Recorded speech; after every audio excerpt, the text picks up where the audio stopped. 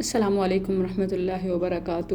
اس وقت میں اپنی بہنوں سے خاص طور پر مخاطب ہوں، اور جو اپنی تعلیم، ٹیچنگ، کیریئر، جاب، بچوں کو اسکول سے پک اینڈ ڈراپ اور ہیلتھ ایشوز میں مختلف مجبوریوں میں اکیلے گھر سے نکلنے پر مجبور ہیں۔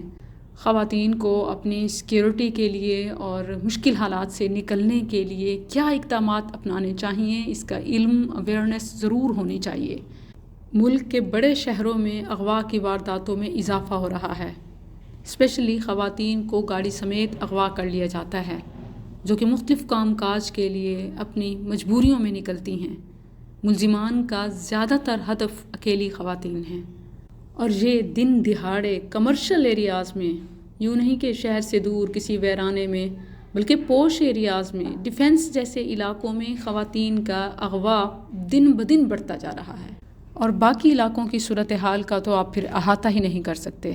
ابھی حال ہی میں لاہور کے ڈیفنس سے ایک خاتون آفس میں ڈیوٹی کے بعد جب گھر کے لیے نکلی تو سامنے پارکنگ میں کھڑی گاڑی تک پہنچنے سے پہلے اس نے خاوند کو میسج کیا کہ آفس سے گھر کے لیے نکل چکی ہوں۔ جیسے ہی اس نے اپنی کار کو ان لاک کیا، پچھلی سیٹ پر ہینڈ بیگ اور لیپ ٹاپ وغیرہ رکھا اور ڈرائیونگ سیٹ سنبھالی، فوراً طاق میں موجود چند نوجوانوں نے گاڑی میں گھس کر اسے یرغمال بنا کے اور فرنٹ اور ڈرائیونگ سیٹ کے بیچ سے اس کو زبردستی پیچھے دھکیلا، پچھلی سیٹ پہ پھینکا۔ اتنی تنگ جگہ سے ایک بڑی عمر کی خاتون کو اس طرح پیچھے گزارنا کتنا اذیت ناک ہوگا، بیچاری کتنے کرب سے گزری ہوگی۔ ملزمان میں سے ایک نے ڈرائیونگ سیٹ سنبھالی اور باقیوں نے اسے پیچھے دبوچا اور گاڑی اپنے مطلوبہ ٹھکانے پر لے جانے لگے۔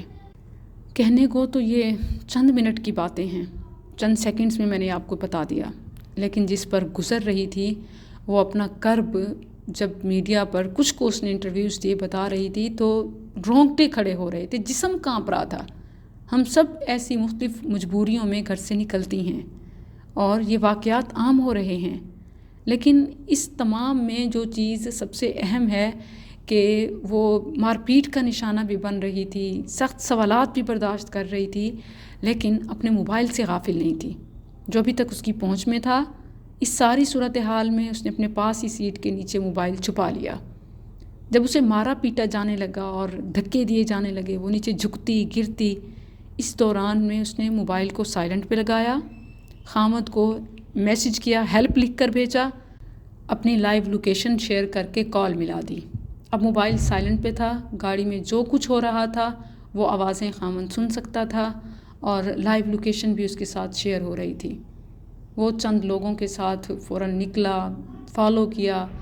یہ ملزمان بھی بڑے پروفیشنل تھے اور فون پر کسی کے ساتھ رابطے میں تھے، ڈیوائسز وغیرہ ٹیکنالوجی کا استعمال خوب جانتے تھے۔ انہیں بریف کیا جا رہا تھا کہ گاڑی میں کچھ ہے جس کی وجہ سے اس گاڑی کا پیچھا کیا جا رہا ہے۔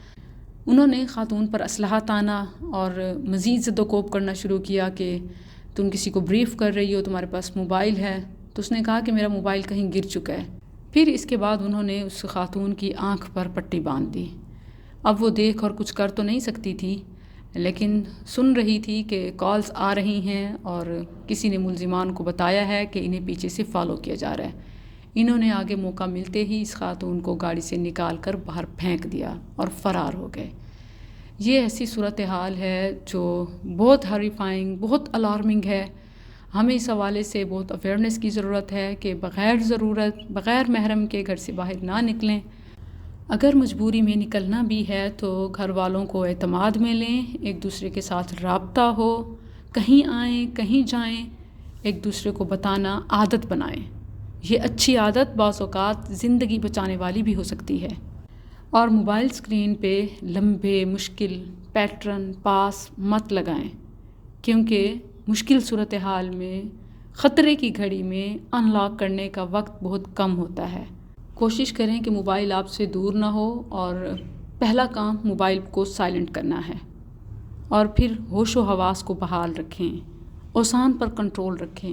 یاد رکھیں کہ خوف اگر آپ کے اندر ہو گیا تو پھر آپ موقع ہونے کے باوجود کچھ نہیں کر سکیں گے، اور اگر آپ نے اپنے سینسز پر کنٹرول رکھا تو آپ کوئی نہ کوئی راستہ نکال سکیں گی۔ جس طرح ممکن ہو اپنے گھر والوں کو اپنے حالات سے فوراً مطلع کریں، اور گھر والوں کو بھی چاہیے کہ اپنی فیملی کی خواتین جب گھر سے باہر ہوں تو ان کے ساتھ رابطہ یقینی رکھیں، کیونکہ مشکل وقت کبھی بھی آ سکتا ہے اور تھوڑی سی لاپرواہی یا غفلت ہلاکت بن سکتی ہے۔ اللہ سبحانہ و تعالی ہم سب کی حفاظت کرے، ہمارے نوجوانوں کو ہدایت دے، مسلمان بیٹیوں کی خاص طور پر حفاظت کرے، اور ایک اہم بات کہ صبح و شام کی حفاظت کے اذکار، مسنون دعائیں نہ چھوڑیں، کہ اللہ سبحانہ و تعالی آفات سے ہمیں